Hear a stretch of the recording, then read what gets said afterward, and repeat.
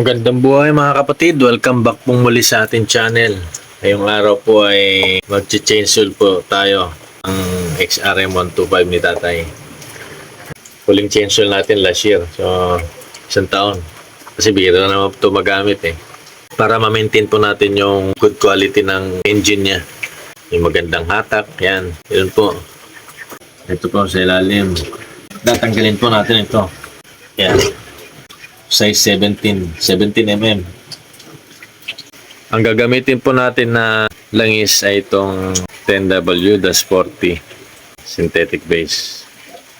Paalala nga pala mga kapatid, kung ano po nandun sa manual book na inyong mga sasakyan regarding sa engine oil na gagamitin, yun lang po yung susundin ninyo. Ito po yung mga code nila. Kahit anong brand po yan, pero kung meron mas maganda, di yun pong gamitin nyo. Disclaimer na lang po tayo sa mga pang-brand po ng gagamitin na engine oil. Ito lang po kasi available dito na malapit sa atin. So ito lang po ang ginamit natin. 10W-40. Tanggalin na po natin yung tornilyo. Sahod na po natin itong pansala natin ng langis.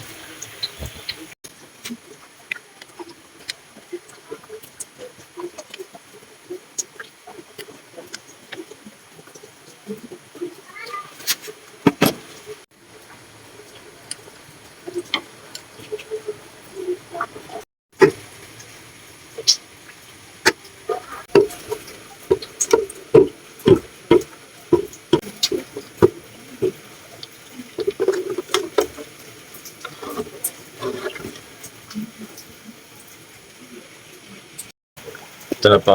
Tanggalan natin yung takip. Ito. Antayin na lang po natin ito na ma-drain. Medyo matagal po yung antayin natin kasi nga wala po tayong gamit na air pressure. Okay lang naman po kahit wala.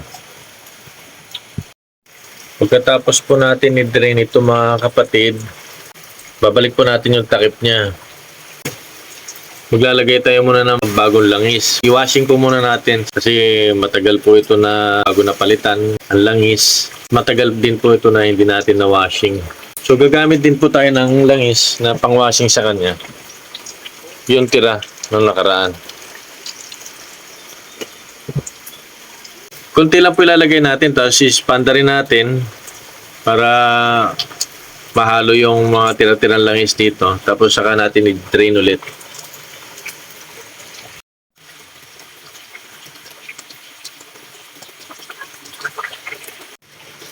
Pagkatapos po natin matanggal yung lumang langis mga kapatid, balik na po natin itong takip sa ilalim para mawashing natin.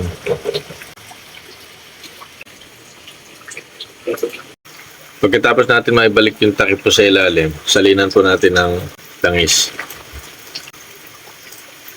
Kahit konti langis lang po. Para matagtag niya pa yung mga ibang dumi sa pinakailalim po ng ating makina. Pagkatapos po, panda rin natin kahit konti lang. Konting under lang po. Konting under lang po yung gagawin natin. Para matagtag lang po natin yung natitirang dumi. Tapos, ipa-flush po ulit natin yung langis. Paalala ko nga pala mga kapatid, yung nilagay po natin na langis dito is almost 1 cup lang po. Parang flushing lang po natin yon. Tapos, panda rin na po natin.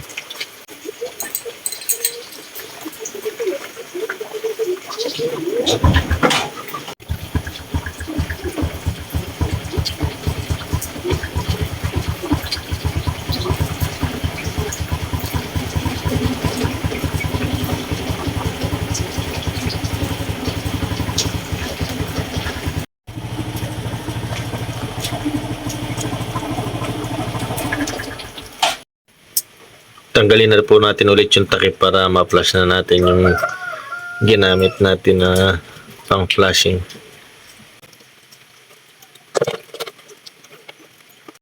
Ayan po.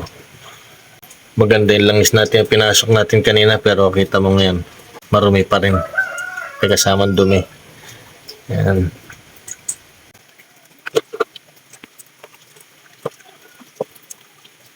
Tapos antay na lang po natin na ma-drain talaga itong ating langis.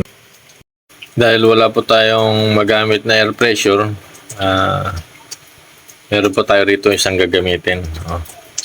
Electric air pump ng ating swimming pool.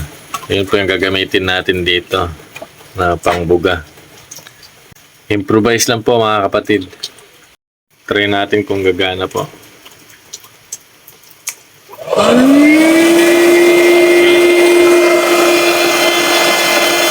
Mukhang okay naman po. Mukhang tumalab.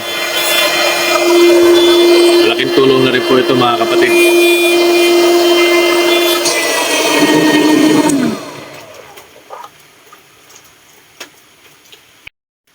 Kung wala naman po kayo magamit na pambuga o magagamit na air pressure, okay lang po yung mga kapatid.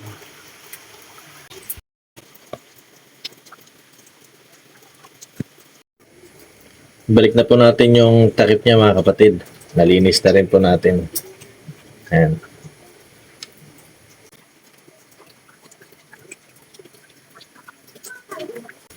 Mas maganda po yung kinakamay muna kasi sigurado po na dire-diretso po kaysa yung ginagamitan na natin ng panghigpit.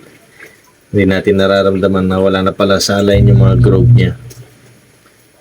Tapos saka na po natin higpitan.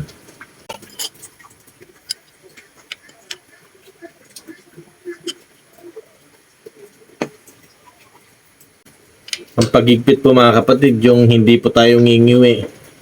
Yung tamang-tama lang po. Kapag may ngiwi na po, ibig sabihin masyado na pong mahigpit yun.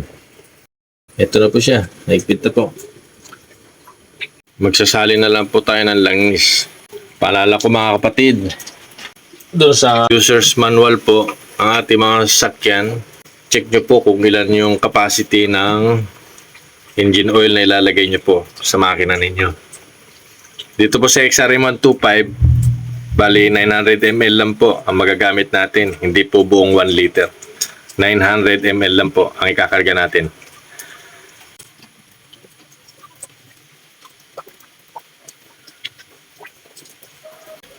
Sensya na kayo mga kapatid kung hindi natin pinakita na may gamit tayong embudo. Nasanay po kasi tayo na ganito. Pero kung may embudo po kayo, pwede nyo gamitin.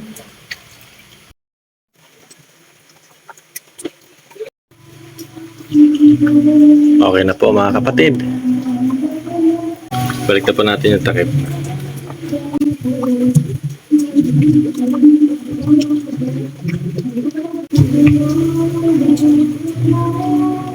Ito na po yan. Yan po normal mga kapatid. Sarado na po natin tapos i-start natin yung motor.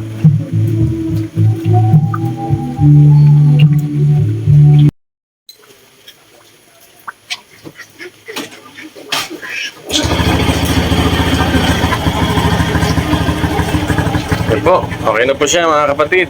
One click lang.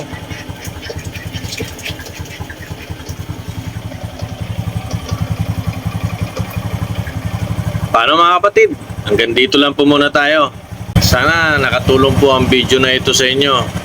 Gaya po ng lagi natin sinasabi, huwag po tayo mawalan ng pag-asa sa buhay. God bless us all po. Maraming salamat sa panonood. Paalam.